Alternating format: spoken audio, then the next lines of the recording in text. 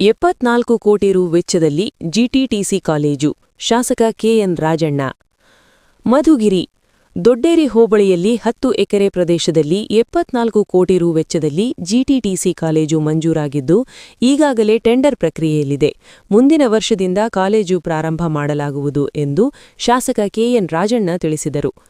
ತಾಲೂಕಿನ ಕವಣದಾಲ ಗ್ರಾಮದಲ್ಲಿ ತಾಲೂಕು ಆಡಳಿತ, ತಾಲೂಕು ಪಂಚಾಯಿತಿ, ಗ್ರಾಮ ಪಂಚಾಯಿತಿ ವತಿಯಿಂದ ಪಂಚಾಯಿತಿಯ ನವೀಕೃತ ಸಭಾಂಗಣ ಕಟ್ಟಡ ಉದ್ಘಾಟನೆ ಹಾಗೂ ವಿವಿಧ ಸವಲತ್ತು ಹಾಗೂ ತೋವಿನಕೆರೆ ಹಾಗೂ ಕವಣದಾಲ ಗ್ರಾಮದವರೆಗೂ 5 ಕೋಟಿ ರು ವೆಚ್ಚದಲ್ಲಿ ಡಾಂಬರೀಕರಣ ಕಾಮಗಾರಿಯನ್ನು ಉದ್ಘಾಟಿಸಿ ಮಾತನಾಡಿದ ಅವರು, ಜಿಟಿಟಿಸಿ ಕಾಲೇಜು ಸ್ಥಾಪನೆಯಿಂದ ನಿರುದ್ಯೋಗ ಸಮಸ್ಯೆ ನಿವಾರಣೆಯಾಗುತ್ತದೆ. ಇದರಿಂದ ಯುವಕ ಮತ್ತು ಯುವತಿಯರಿಗೆ ಸಾಕಷ್ಟು ಅನುಕೂಲವಾಗುತ್ತದೆ ಎಂದರು.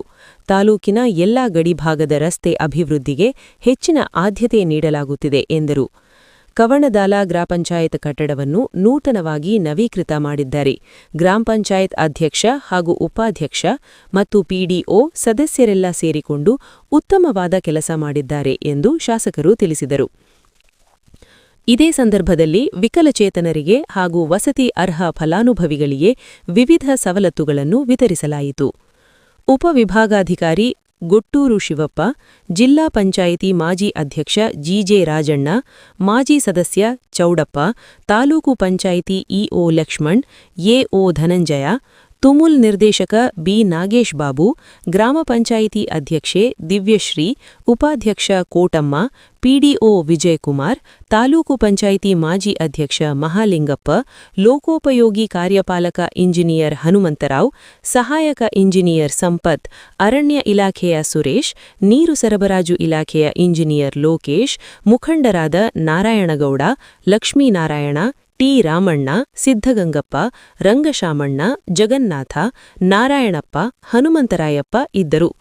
ಗ್ರಾಮ ಪಂಚಾಯಿತಿಯ ಸದಸ್ಯರಿಂದನೂ ಕೂಡ ಜವಾಬ್ದಾರಿಯನ್ನ ನಿರ್ವಹಣೆ ಮಾಡತಕ್ಕಂಥದ್ದು ನಾವು ಇತ್ತೀಚಿನ ದಿನಗಳಲ್ಲಿ ನೋಡ್ತಾ ಇದ್ದೇವೆ. ಆ ದಿಸೆಯಲ್ಲಿ ಇವತ್ತು ಕವಣದಾಲ ಗ್ರಾಮ ಪಂಚಾಯಿತಿ ಒಂದು ತಾಲೂಕಿಗೆನೆ ಒಂದು ಮಾದರಿ ಪಂಚಾಯಿತಿ ಅಂತೇಳಿ ನಾನು ಅಲ್ಲಿನ ಅಧ್ಯಕ್ಷರಿಗೆ, ಸದಸ್ಯರಿಗೆ, ಈ ಊರಿನ ಹಿರಿಯರಿಗೆ, ವಿಶೇಷವಾಗಿ ಅಲ್ಲಿ ಕೆಲಸ ಮಾಡ್ತಕ್ಕಂಥ ಎಲ್ಲ ಅಧಿಕಾರಿ ವರ್ಗದವರೆಗೂ ಕೂಡ ನಾನು ಅಭಿನಂದನೆಯನ್ನ ಸಲ್ಲಿಸ್ತೇನೆ. ಗ್ರಾಮ ಪಂಚಾಯಿತಿ ಹೇಗಿರ್ಬೇಕು ಅಂದ್ರೆ ಹೋಗಿ ಕವಣದಾಲಕ್ಕೆ ನೋಡ್ಕೊಂಡ್ ಬರಪ್ಪ ಅಂತ ಹೇಳ್ಬೇಕು. ಆ ರೀತಿಯ ಒಂದು ಮಾದರಿ ಕಚೇರಿಯನ್ನ ಮತ್ತು ಜನರಿಗೆ ಅನುಕೂಲ ಆಗ್ತಕ್ಕಂಥ ರೀತಿಯಲ್ಲಿ ಇವತ್ತು ನೀವು ಸುಸಜ್ಜಿತವಾಗಿ ಇಟ್ಟಿರ್ತಕ್ಕಂಥದ್ದು ನಿಜಕ್ಕೂ ಕೂಡ ಅಭಿನಂದನೀಯ ಅಂತ ಹೇಳಿ ಮತ್ತೊಮ್ಮೆ ನಾನು ವ್ಯಕ್ತಪಡಿಸಲಿಕ್ಕೆ ಬಯಸ್ತೇನೆ. ರಾಜಕಾರಣದಲ್ಲಿ ಅಧಿಕಾರ ಯಾರಿಗೂ ಶಾಶ್ವತ ಇಲ್ಲ. ನಾವು ಎಷ್ಟು ದಿವಸ ಇರ್ತೀವೋ ಅಷ್ಟು ದಿವಸಗಳು ಕೂಡ ನಾವು ಜನಪರವಾಗಿ ಕೆಲಸ ಮಾಡಬೇಕು.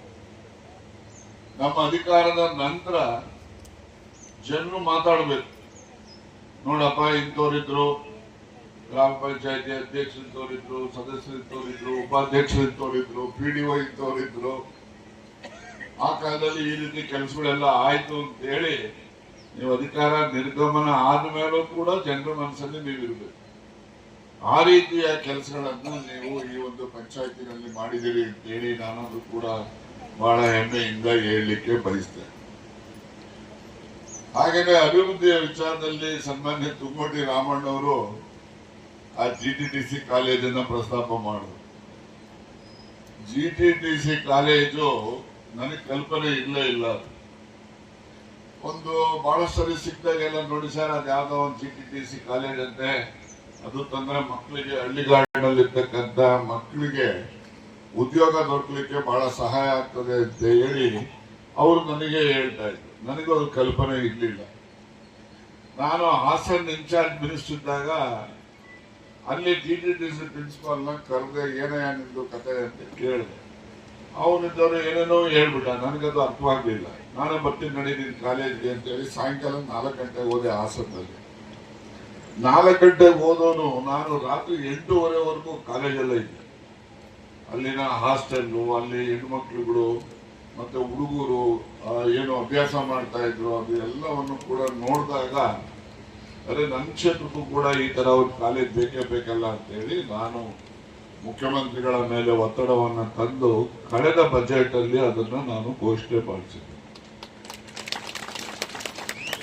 ಇಲ್ಲಿನೇ ನಮ್ಮ ಬಹಳ ಜನಕ್ಕೆ ಗೊತ್ತಿದೆ, ನಮ್ಮ ಜೈಲಂದು ಕೋಳಿ ಫಾರಂ ಪಕ್ಕದ ಜಾಗ, ಅದೇ ಜಾಗ ಅದು ಈ ಕಡೆಯಿಂದ ರಂಗಾಪುರ ಗೊಲ್ಲಟ್ಟಿಯಿಂದ ಹೋದ್ರು ಅಲ್ಲಿ ಹೋಗ್ತದೆ, ಆ ಕಡೆಯಿಂದ ಶನ್ಮಾತನ ದೇವಸ್ಥಾನದಿಂದ ಹೋದ್ರು ಕೂಡ ಅದೇ ಹೋಗ್ತದೆ. ಅದು ನಮ್ಮ ಬಾರ್ಡರ್, ಸಿರಾಕು ನಮಗೂ ಬಾರ್ಡರ್.